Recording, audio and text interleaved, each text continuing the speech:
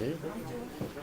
All right, I need the cartel since my guitar string broke. Cartel, cartel.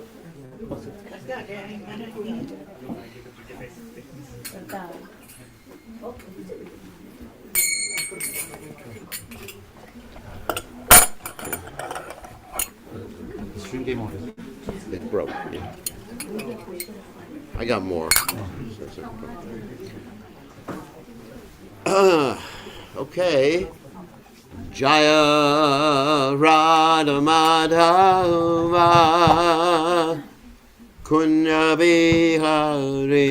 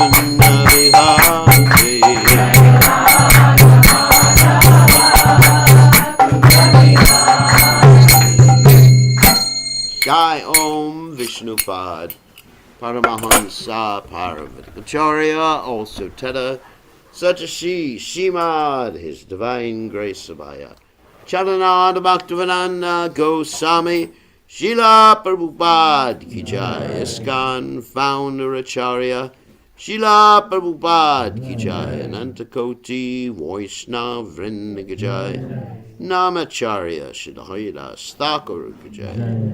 Prem Se Kaho Shri Krishna Caitanya Prabhu Nityananda Shidwaita Gadadha Shiva Siddhigor Bhakta Vrinda Ki Jai, Shri Shri Radhakrishna Gopi Gopinath Sayamakunda Radhakunda Giri Govardhan Ki Jai, Vrindavanam Ki Jai, Maturadam Ki Jai, Jagadadasami Kajai, Yamunamai Kajai, Shimani Lasti Devi Kajai, Samaveda Bhakta, Vrinda Kajai, Gaur Premananda, Hari Hari Bol.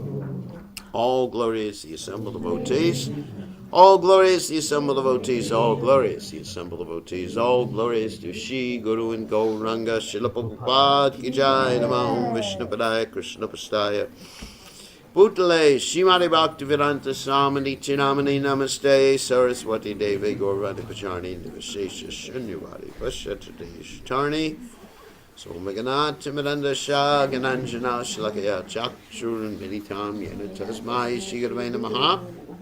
So we're reading from the Caitanya Bhagavat, written by Vrindavan Das Thakur, a great devotee of Lord Chaitanya Mahaprabhu and disciple of Lord Nityananda.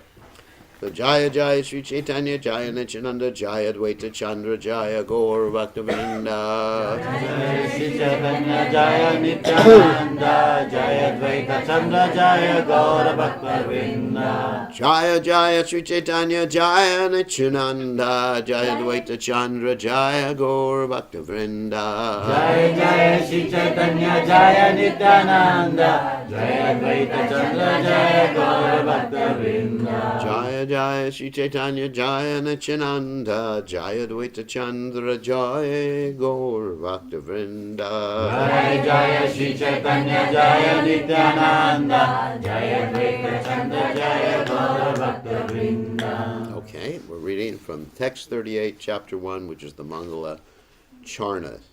Chapter 1 is the Mangala Charna, means auspicious prayers, before we get to the actual pastimes. Text 38.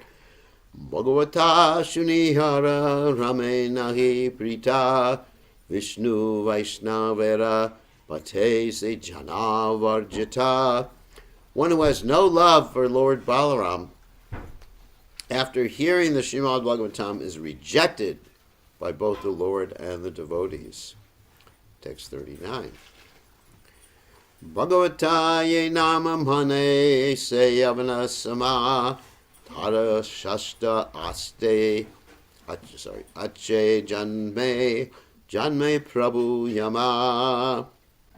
One who does not accept Srimad Bhagavatam is no better than a yavana, and Lord Yamaraj punishes him birth after birth. Whew. It's heavy. Text 40. Ebe keha na pumsaka veshenache bole brahma ras balaram rase kon shastre ache. Nowadays, some faithless persons, eunuchs, challenge, in which scripture is Balaram's Rasalila described? So the commentary by Bhaktisiddhanta Saraswati Thakur. The impersonalists consider the wonderful transcendental Rasalila of Balaram, who is the Lord of Lords, as uncorroborated by Vedic literatures. Even after giving up material enjoyment, they are unable to enter the transcendental arena of the rasa dance, which is the eternal goal for the pure living entities. Although their mentality is like that of the eunuchs. Eunuchs are basically men who are not men. It's really an insult. Who unnaturally abstain from sense enjoyment. So in the Vedic system, actually there were many eunuchs, because the eunuchs were the ones who took care of the girls, who guarded the girls, not the regular men. They were eunuchs. And there was a whole society of eunuchs.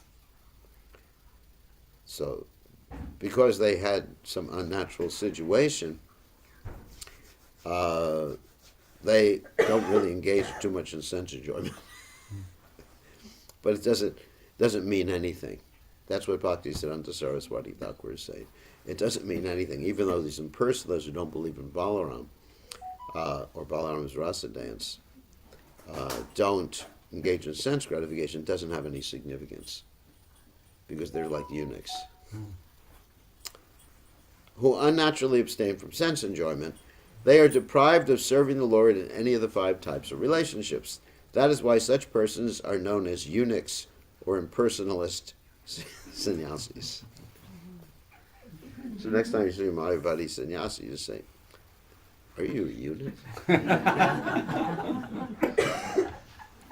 Or as Prabhupada said to one sannyasi, a sannyasi was criticizing the household. Particularly, he was criticizing the younger Brahmin in the Shakshi Gopal story. You know, Shakshi Gopal was where the younger Brahmin had the deity of Gopal walk all the way across India just so he can get married. And Prabhupada said he was a pure devotee, and this sannyasi said, if he was such a pure devotee, why did he want to get married? And then Prabhupada said to him, he didn't say you were a eunuch, but more or less the same thing. He said, because no one would have you, that's why you're talking about this. So, all right. Text 41. Kona papi shastra dekhileha nahi mane eka arte anya arta kariya vakyane. Please keep your phones off. Some sinful persons do not accept this pastime even if they read about it in the scriptures. Bunkaroo. They distort the actual meaning of the scriptures into some other meaning. Actually, Srila Bhaktisiddhanta Saraswati Thakur says to distort the meaning of the scriptures is cheating and an offense against the holy names. It is impossible to realize the absolute truth with a sinful heart. Faithless persons are always confused when trying to understand the absolute truth. They are blind in accepting or attaining the goal of life, and rather than accepting the truth, they distort the meanings of the scriptures. Text 42. Caitanya Chandra Priya Vigraha Balhai Tanastane Aparade Mare Sarvatani. Lord Nityananda is the most dear, or the dearmost object of Sri Caitanya Chandra. Therefore, anyone who commits an offense at his lotus feet is vanquished. So, in the commentary again, Sri Achyutananda, the son of Sri Advaita Prabhu, served Lord Hari under the guidance of Sri Gadadhar Pandit. Although 2 of Advaita's other sons sometimes accepted the guidance of Lord Nityananda, there is no mention of their devotion for the lotus feet of Lord Nityananda. One of Sri Advaita Prabhu's sons was named Balaram, and his son was Madhusudan.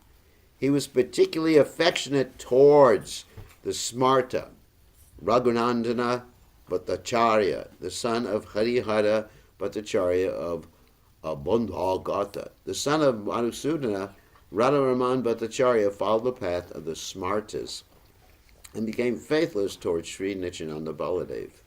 The author of Caitanya Bhagavat, who is a pure devotee and spiritual master, has perhaps written these verses with these people in mind. The statements of Srila Vrindavandas Thakur are not inapplicable to the unqualified descendants of Sri Nityananda Prabhu's disciples. So a little history here. That Advaitacharya actually had 6 sons, 3 of whom were devotees, and they were also devoted to Lord Nityananda, and 3 of whom were not devotees. So it's considered that Advaitacharya only had 3 sons, because those sons were not actually devotees, or they were what's called here smartas. So what is a smarta? We talked about this before, but some of you weren't here. A smarta is not someone who is smart. A smarta is one who is into niyam agraha.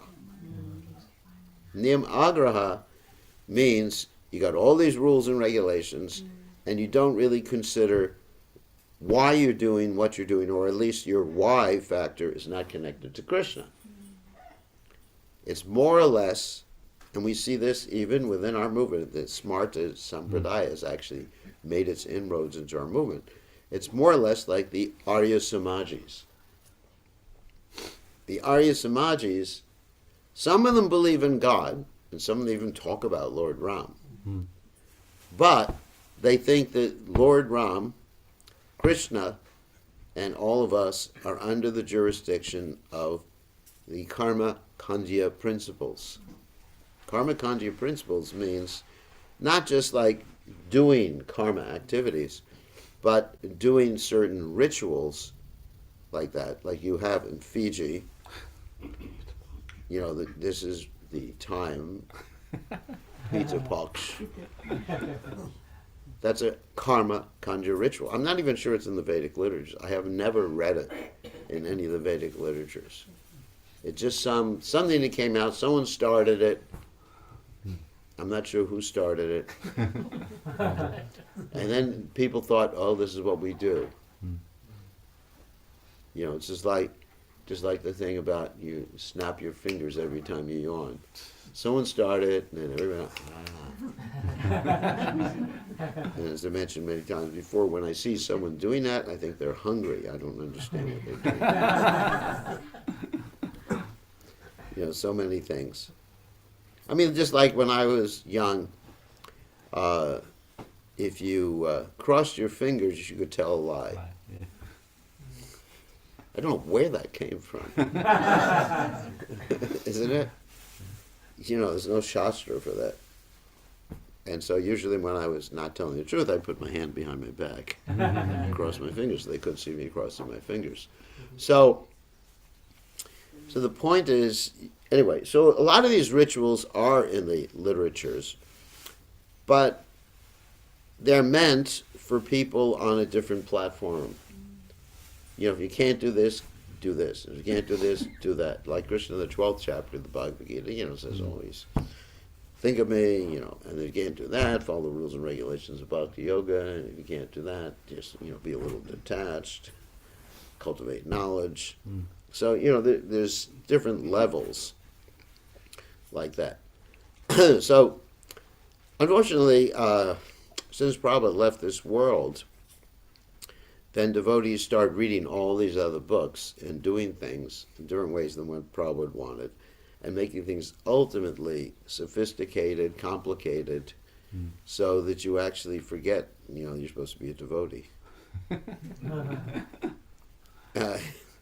Isn't it? You just forget it. You're just like, oh my God, all these rules and bureaucracy. I mean, actually, that's one thing that happens too. There becomes so much bureaucracy in the Krishna consciousness, centralization, bureaucracy, and people's independent, thoughtful behavior, which Prabhupada wanted, becomes subverted, you know, pushed down, and then, oh my God, and then there's a glass ceiling. You don't know what that is.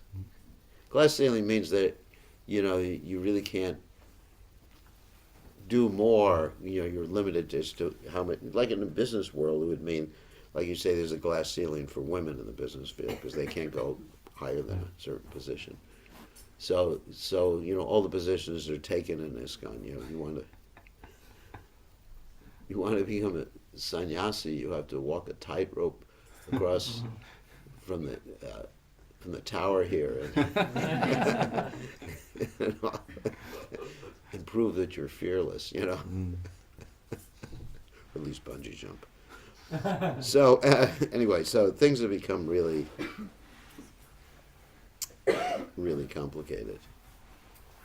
So anyway, so we have to be careful that we don't become like the unqualified descendants of Lord Nityananda's disciples or whatever, as described here. Okay, let's continue. It's very interesting. So text 43.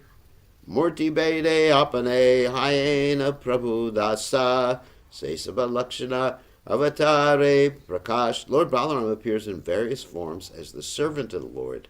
He manifests these symptoms in his various incarnations. So I'm skipping over a lot of the purports here because they're quite lengthy.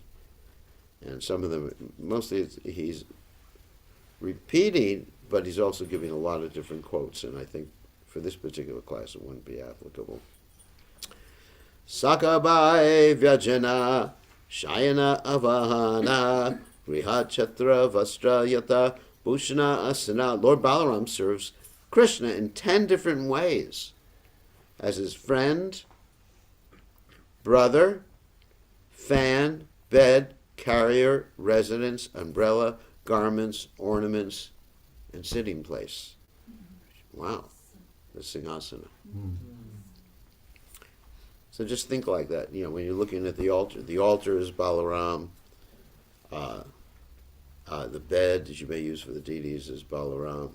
The fan that you're fanning the deities with is a manifestation of Balaram. The residence, this is Balaram's home. The clothes that you're serving, putting on Krishna, that's Balaram. The ornaments that you're putting on Krishna is Balaram. And finally the whole altar, Singasana, is Balaram. Wow. Pretty intense. So, and the temple, that's why we have this verse in the Gauravashika, Mandira Marjanado. It means cleansing the temple. And that's why cleaning the temple is like cleaning the heart, cleaning Krishna's pots. I mean, I was talking about that in a previous place, that when I first joined the movement, they told me, clean the toilets. I said, what, me? Do they know who I am? You know, I went to the university, you know, just educated. I've come from a good family, you know, Brahmins don't clean toilets. That's for the bungis.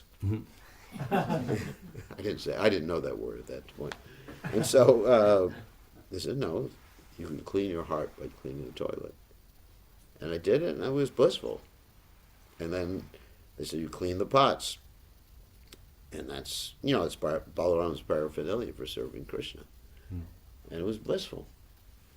Prabhupada wanted the pots cleaned so much, and I know none of you do this, that even the bottom, if there was a black spot or any black from the soot or from the flame, Prabhupada considered that unacceptable.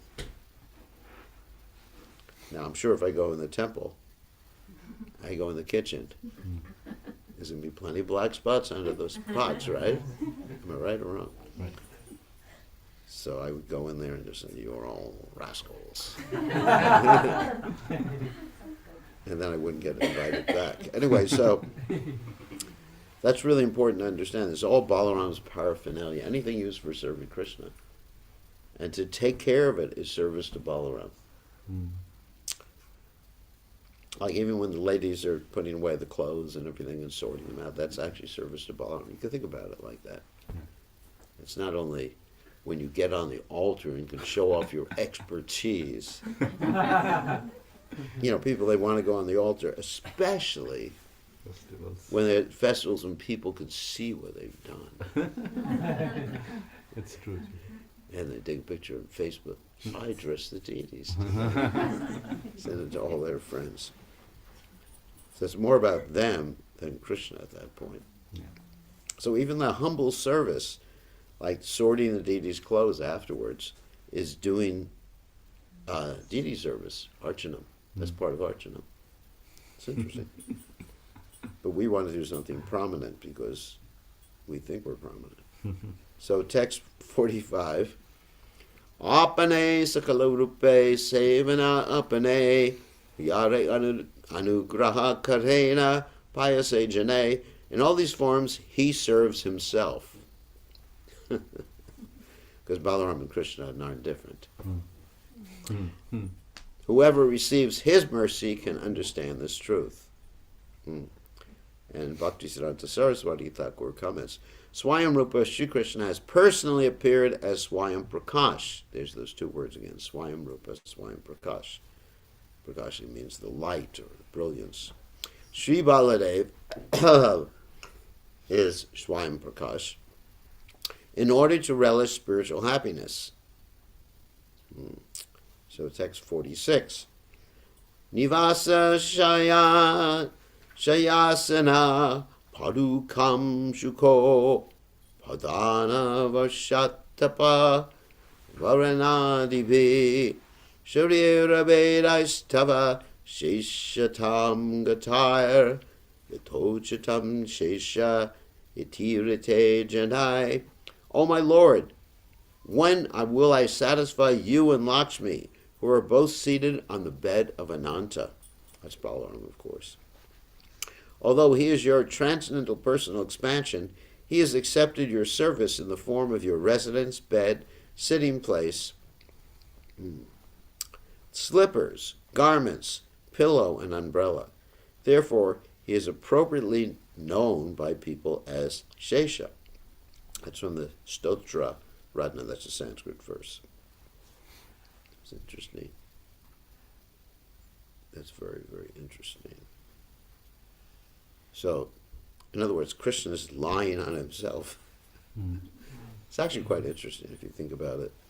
Advaita Chuta Nadi Rananta Rupa Majam Purana Purasham Naviyoganam Cho. How Krishna actually expands himself so he can lie on himself. It's quite inconceivable. Text 47.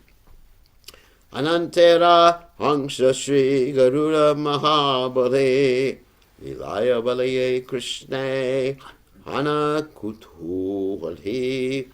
The most powerful is Shri Garuda, the expansion of Anantadev, enjoys his pastimes as Krishna's carrier.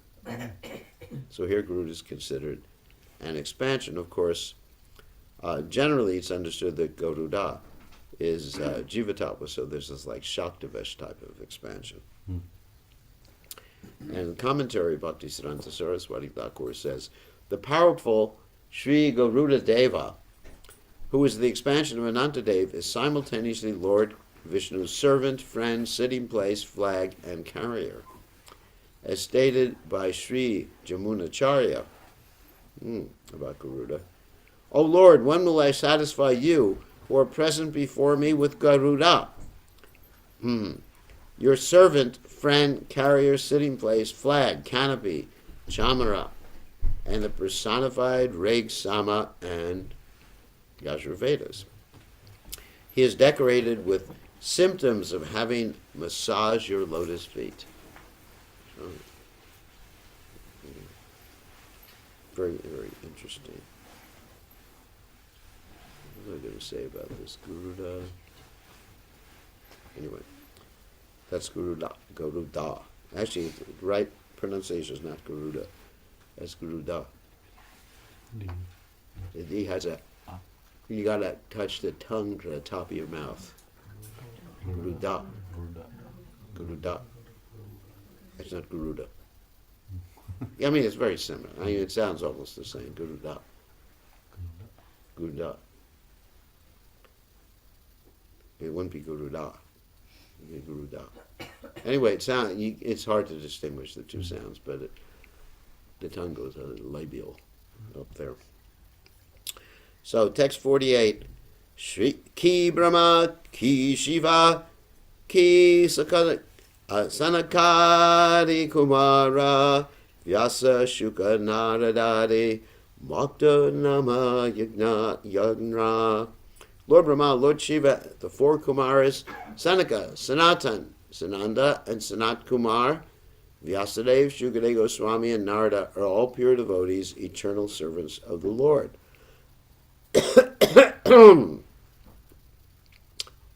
So, text 49.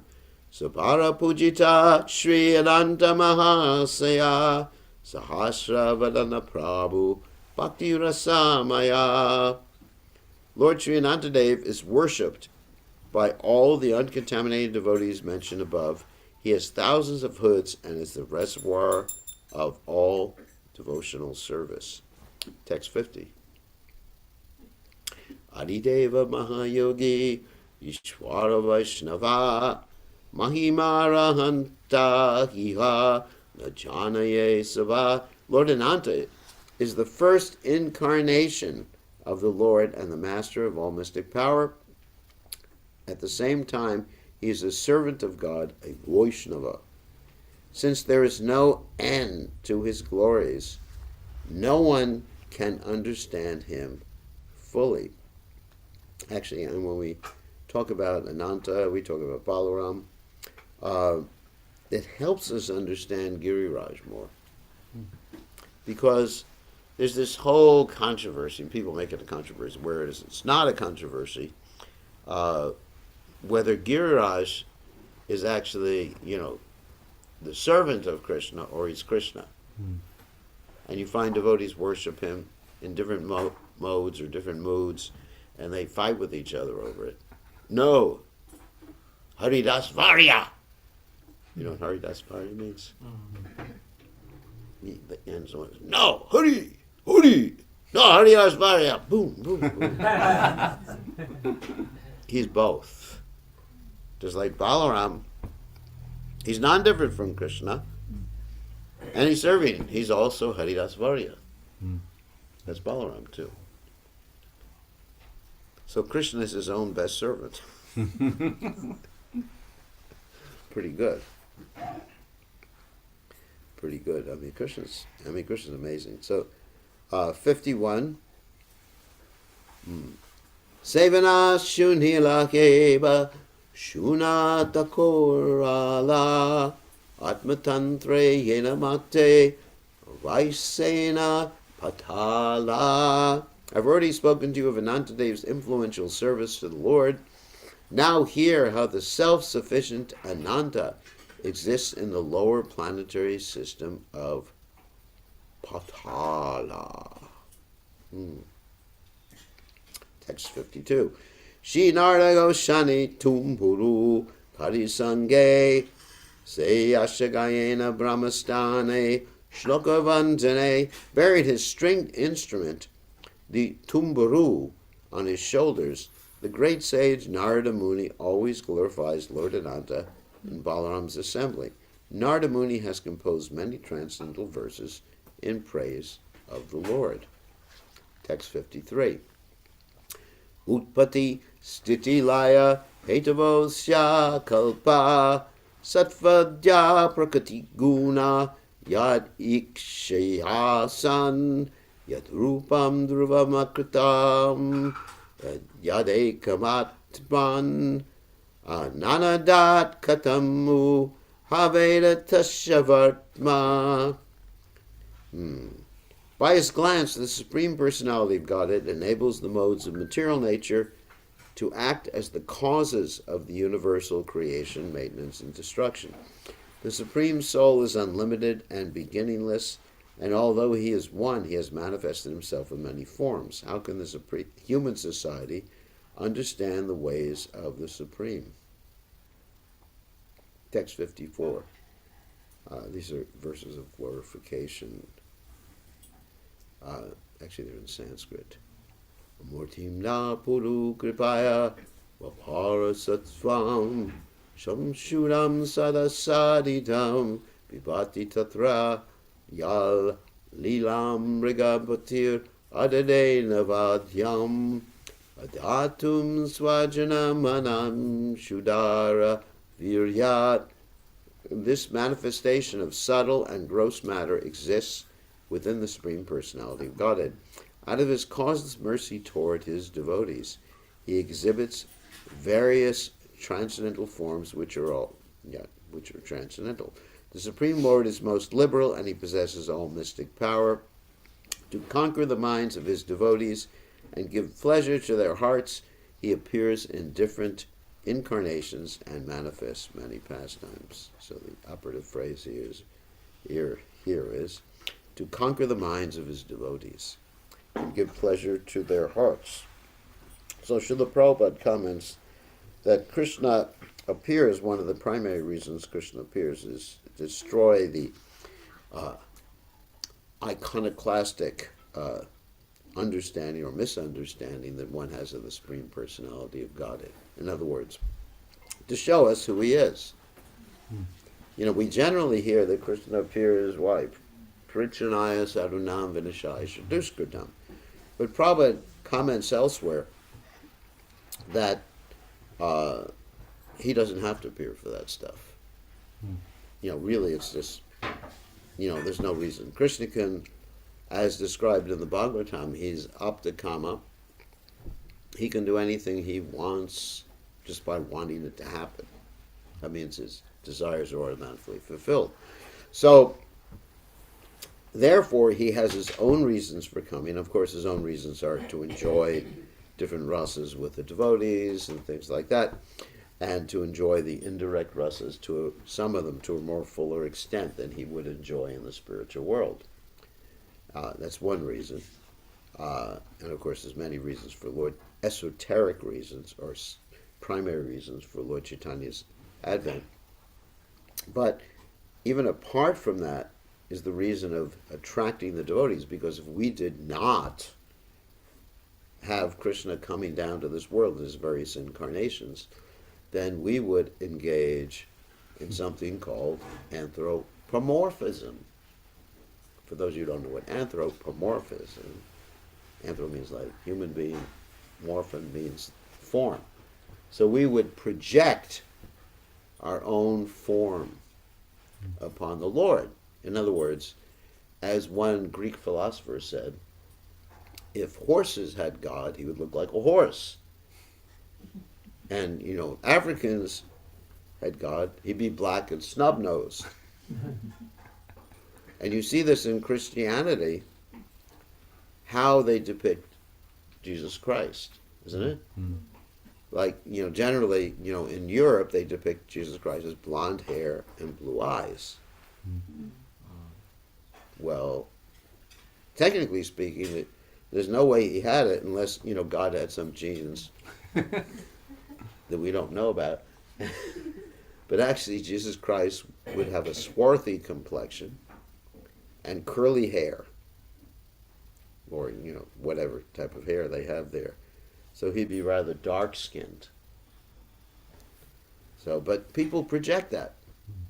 They just project their understanding, like, oh, God must be like me.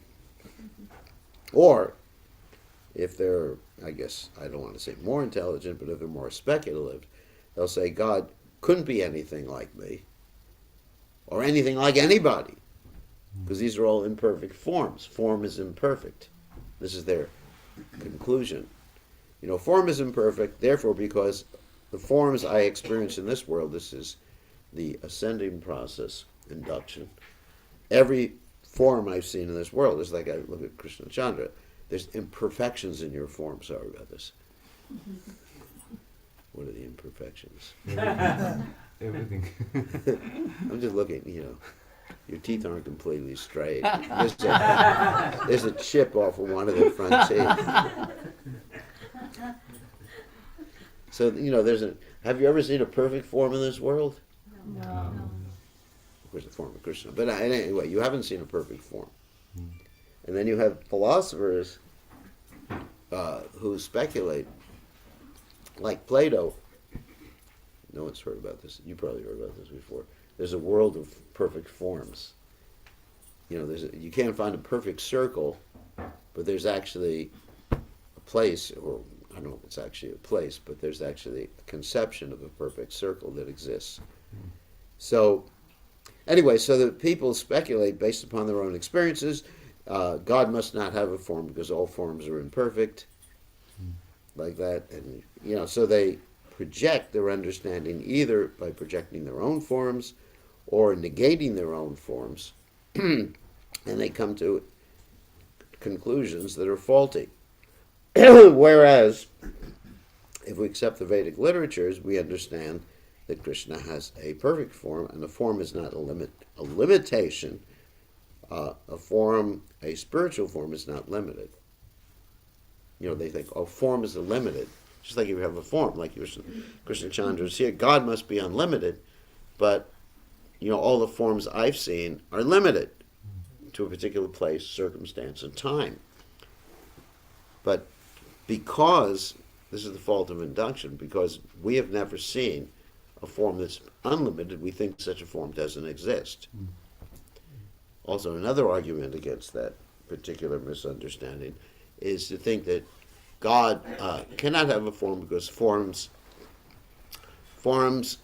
means you're not, if you have a specific form, then you're not all forms. In other words, you're not everything. And so the answer to that is that if you say that God doesn't have a form, you're taking something away from God. You're saying he can't have that. So we in the Christian consciousness movement say God has a form and an unlimited aspect. He has both too. Both of those different aspects. So anyways, so let's go on. So let's go on to the next verse. Text 55. Yanama Shrutam Anukirtayed Kasmad Arto Vayari Patikta Palambanadva Hantyam Ha Sapadin Rinam Sheshamanyam Kam Shishad Bhagavata Ashrayena Mamukshu. Even if he be distressed or degraded, any person who chants the holy name of the Lord, having heard it from a bona fide spiritual master, is immediately purified. Even if he chants the Lord's name jokingly or by chance, he and anyone who hears him are freed from all sins. Therefore, how can anyone seeking disentanglement from the material clutches avoid chanting the name of Lord Shesha? Of whom else should one take shelter? Another glorification of Lord Shesha. And of course, here you have Namabas being described. That means chanting accidentally, jokingly, derisively, indicating something else. That's Namabash. One gets liberated even by Namabash. Liberated. And what does that liberation mean? Doesn't mean going back to Godhead. Sorry, Prabhus. It means freed from karma. So one doesn't get pure devotional service from Namavash. One gets pure devotional service from Shuddha Nama, chanting the pure name. So that's why we have to hear from a pure devotee. Okay. Murdanyarpita, text 56. Murdanyarpita manuvat sahasra murdno ugalam sakri saret samudra sattvam anantyad animita vikramashabhumna koviryanadi ganayet sahasra jiva. Because the Lord is unlimited, no one can estimate his power. The entire universe filled with its many great mountains, rivers, oceans, trees, and living entities is resting just like an atom on one of his many thousands of hoods. That's Ananta again. Is there anyone, even with thousands of tongues, who can describe his glories? Text 57.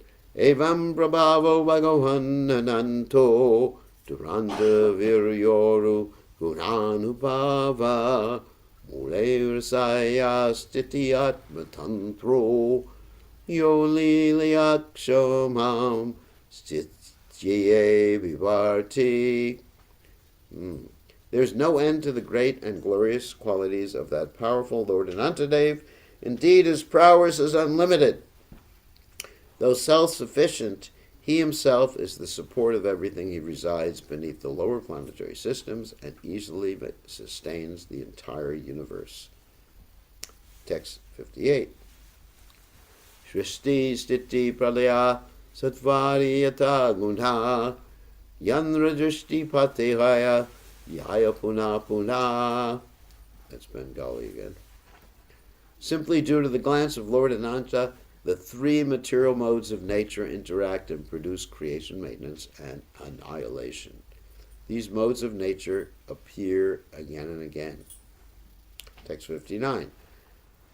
Advitya rupa sacha nadi mahatutva tatapi anantahaya ke bujie se tatva. The Lord is glorified as one without a second and as the supreme truth who has no beginning. Therefore he is called Anantadeva, unlimited, who can understand his ways?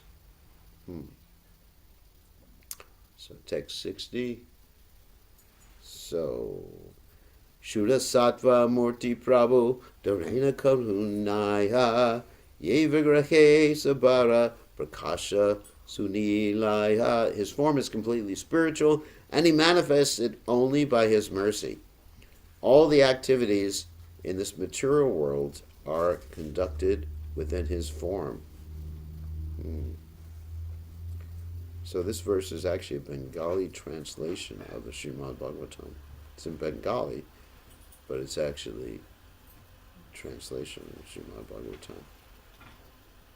Okay, one or two more verses and take questions. So, Yanhara Tarangas Shiki Singa Mahabalhi Nija Jana Manoranye Hana Kuto Ali. He is very powerful and always prepared to please his personal associates and devotees with waves of pastimes. Wow, that is ecstatic. Waves of pastimes. So, next verse. Yanhara Taranga Shike Singa Mahavale Nija Jana Manu Range Hana Kutu. He is very powerful and always prepared. Oh, I read that. That's the same thing. So text 63 and 62. Yeyananta namera shravana sankirtane yete mata kene nahi bole yeti jane asheshta janmera banda jinde sekshane ataiva vaishnavana chadena kabutane. If we simply try to engage in the congregational chanting of the glories of Lord Anantadev, the dirty things in our hearts accumulated during many births will immediately be washed away. Therefore, a Vaishnava never misses the opportunity to glorify Anantadev. That's why this is called the Mangala Charna. And, okay, two more verses.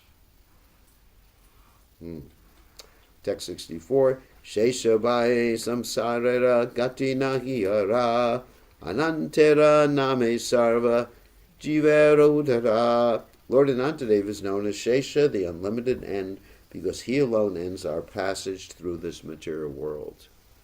Wow. That's another reason he's known as Shesha, the unlimited end, because he ends our stay in this material world.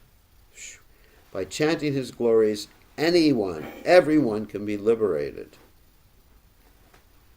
Wow. Ananta prativegere samudra sahite ye prabhudarena shire palana parite. On his head, Anantadev sustains the entire universe with its millions of planets containing enormous oceans and mountains. So, any questions or comments in the reading right now? Questions, comments? Everyone's so quiet. I put everyone to sleep. Arjuna? No, you always have questions. What happened to you? Since you got married, there's no questions. You said at the beginning, it was just like, oh my God, how can you have so many questions? Yeah.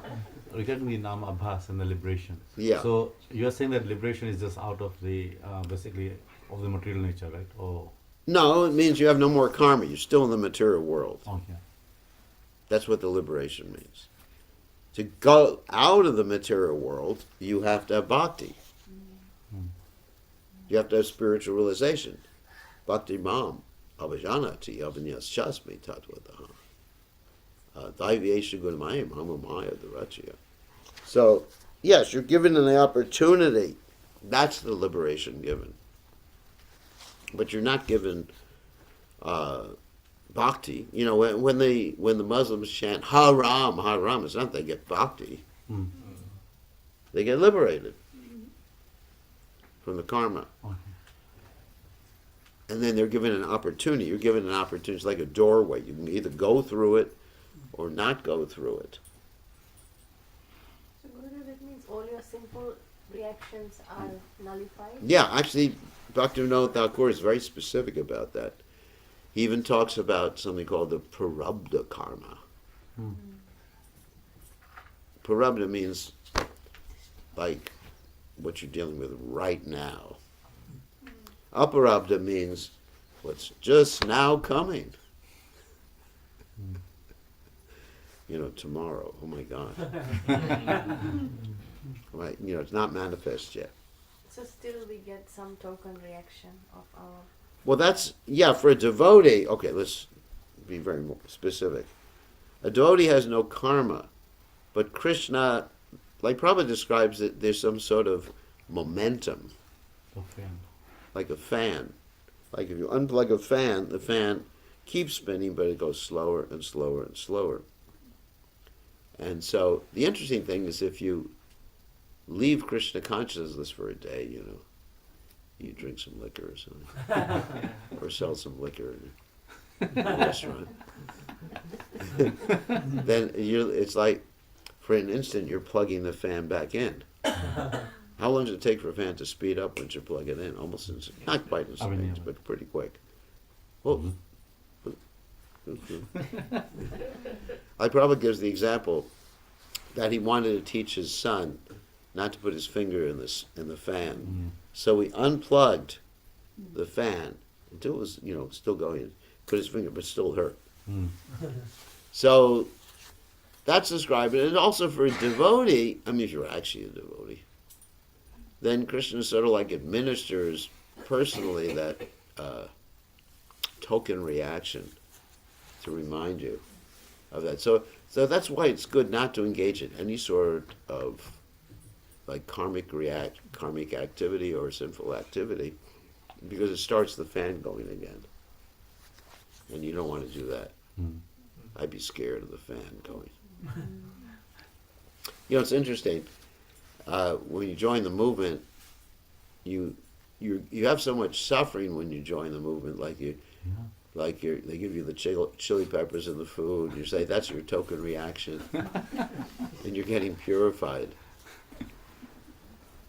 And someone yells at you or whatever, and you say this is token reaction. It's not always token reaction. It's due to someone mistreating you, giving you a wrong diet, or you can blame everything on token reaction. Getting a token reaction because I wasn't attentive. In other words, it's not your fault. It's the token reaction's fault that you suffered or did something like that. Oh, I have a stomachache because I ate too much. No, you fools! Not your token reactions. You ate too much. So the Prabhupada does say about the fan, and it's also stated that Krishna personally takes care of a devotee. If someone just once says, Krishna, from this day I'm yours, then Krishna takes personal charge of the devotee. However, personal charge may be spanking too. It's like the parents take personal charge of the children. So don't say, you're supposed to take personal charge. Why do I have this health challenge? Why did this happen to me? Why are people criticizing me on the internet? So anyway, so that's what token reaction is. But, we should understand this. Namabhash will not give Krishna consciousness. It doesn't. It may open the door to Krishna consciousness. But you have to enter that door. You have to hear from a pure devotee. Because Namabhas, you can get Namabhas like the Muslim chanting Haram, Haram. He hasn't heard it from a pure devotee. It's just a bas, a reflection of the holy name. It's not actually the Shuddhanam or the holy name. It's a reflection. It's a reflection of the holy name, or shadow of the holy name. So Ajamil falls in that category? No, Ajamil had a guru. It's a little bit different. But he got liberated. But he didn't become Krishna conscious when he was saved by the Vishnu Dutas. That's not the point he became Krishna conscious. He had to go and perform bhakti later on. He was saved from the Yamadutas. his life was expanded because the karma was eradicated at that particular point. His past sinful activities were nullified or ignored. But he still had to go perform austerities. He still went. Where did he go exactly? He would remember. He went to the Himalayas or something. Haridwar. He went to Haridwar, performed austerities, and then when he was ready, when he was actually Krishna conscious, the same Vishnuduta said, "All right, it's time to go, Prabhu. Hop in the car, fasten your seatbelts, back to home, back to Godhead." So, but basically, he was just liberated. Right. Okay. That's it. He was just liberated. But he had also had a guru when he was young. So he fell down. He fell down due to inattentiveness and meditating on sense objects. Jayato vishakpum sam sangostesha bhajayate. He got lusty when he saw that prostitute or whatever she was. Nowadays, oh my God, I shouldn't say this. Anyway, so the Prabhupada said, what you call girlfriends, we call prostitutes in India. That's a heavy statement. I wouldn't make that publicly. Of course, I just made it publicly.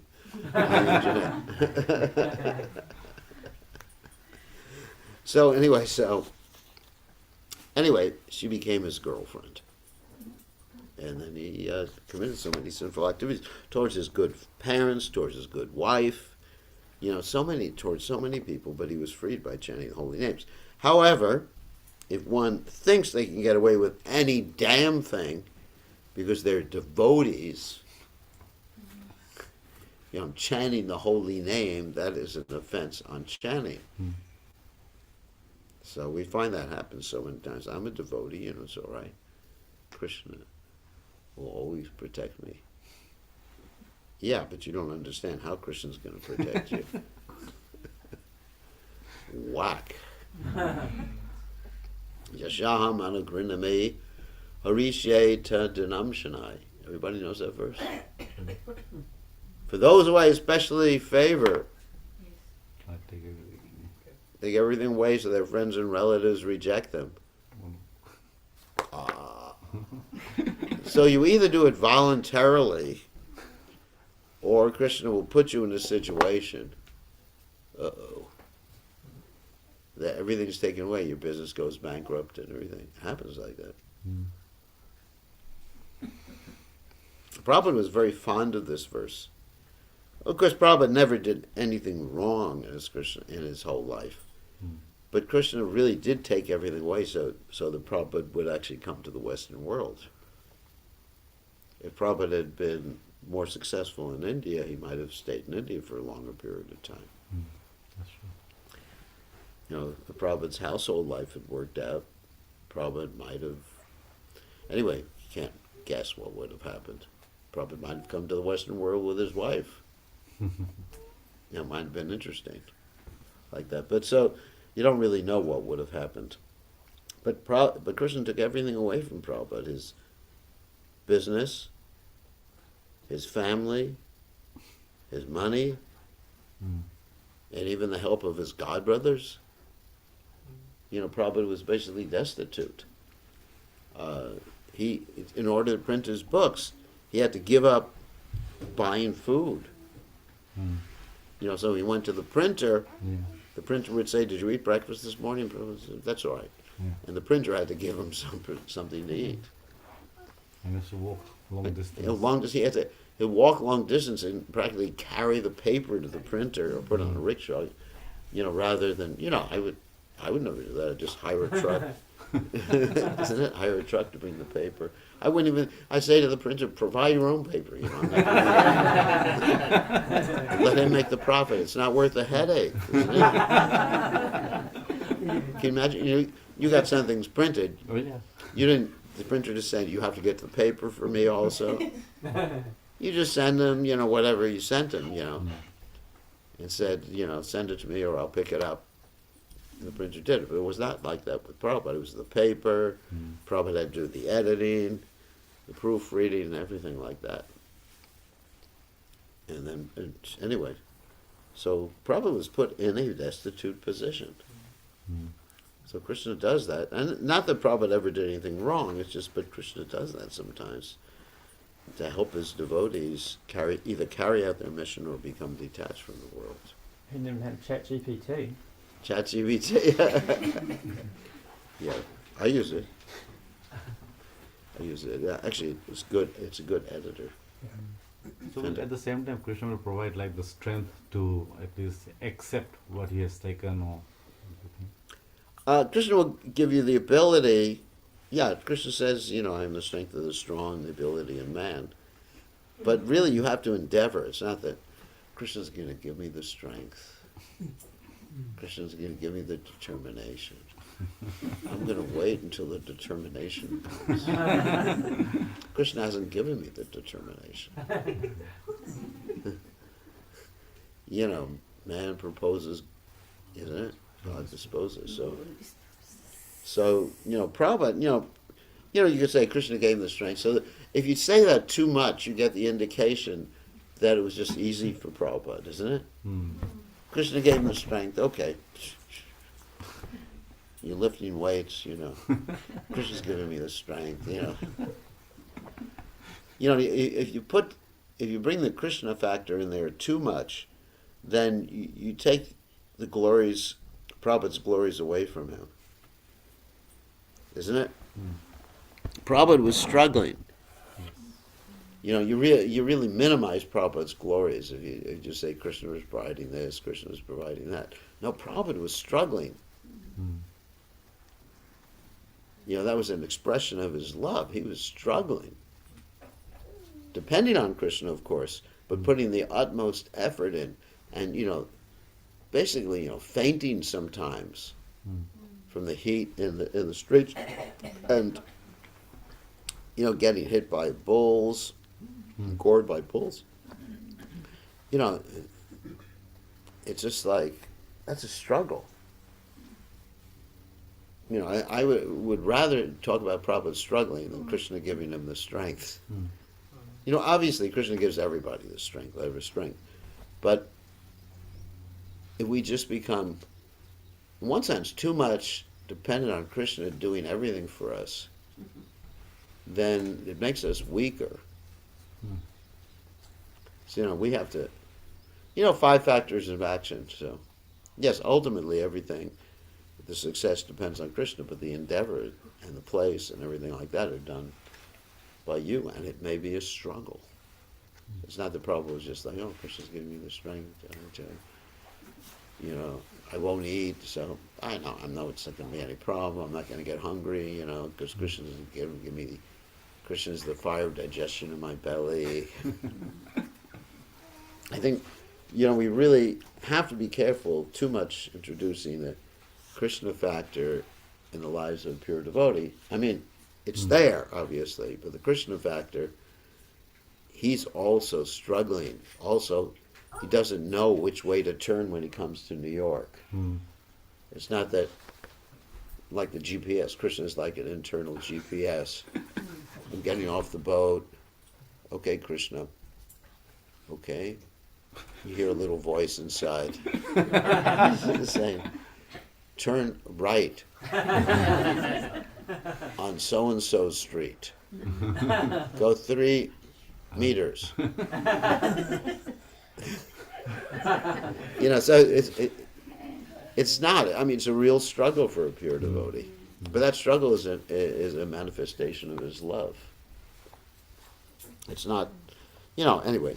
I thought that's an important point. Of course, Krishna's ultimately there, helping his pure devotee. But it's a fine line to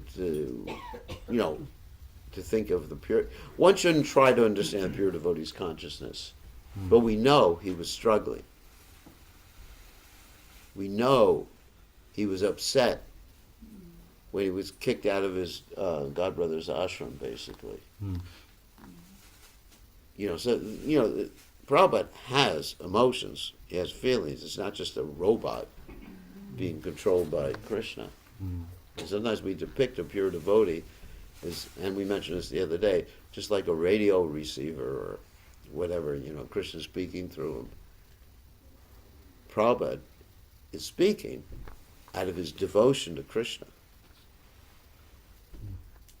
But it's not exactly that Krishna is just saying, Prabhupada, say this now. Well, he wouldn't say Prabhupada, but for Krishna, Prabhupada wouldn't be Prabhupada. You can imagine that, giving a class. Of course, Krishna never speaks to me. I mean, what am I? Anyway, but let's say it. You're a devotee. Okay. Say this in class. Okay. Give me a second. Okay. Dun, dun, dun, dun, dun, dun, dun, dun, dun. So that was a wonderful class. Yeah, Krishna was speaking through me. The jokes. You say by the mercy of Krishna, by the mercy of Guru. I was able to, okay, I think we have to end. So thank you very much. Let's see what the chaps here. All glories to His Divine Grace. Srila Prabhupada ki jai. Great Krishna Goswami Gurudev Maharaj ki Srila Prabhupada ki jai.